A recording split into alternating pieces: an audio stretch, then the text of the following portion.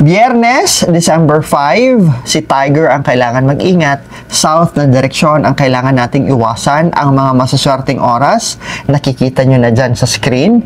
Ang mga activities na mga masaswerte ay ang pag-aalay ng sakripisyo, pagdodonate, pagcha-charity works, paliligo sa dagat, ay maswerte sa araw na ito.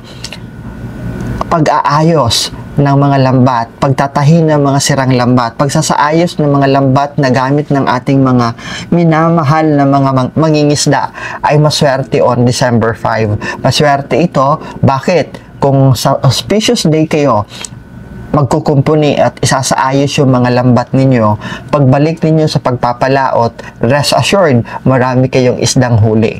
House cleaning ay maswerte rin sa araw na ito. Paminsan-minsan, ire-regudon natin, ire-rearrange natin yung ating tahanan kung nafe-feel na natin that the energy around is parang mabigat. So, maganda na you rearrange your sala, o maganda that you rearrange yung mga pagsaset up, yung kalagayan ng mga gamit sa loob ng inyong tahanan. Basta, you make sure lang that it will have an ease of pagdaloy ng mga tao na gagalaw sa loob, and the airflow and the light ay makakapasok ng walang sagabal sa loob ng inyong tahanan. That's a good chi, that's a good energy na iikot at pagsisirculate sa inyong tahanan. Ang kailangan naman nating iwasan, dahil hindi maswerte on December 5, kasalan o pagpapakasal, kasama na dito yung engagement at proposal.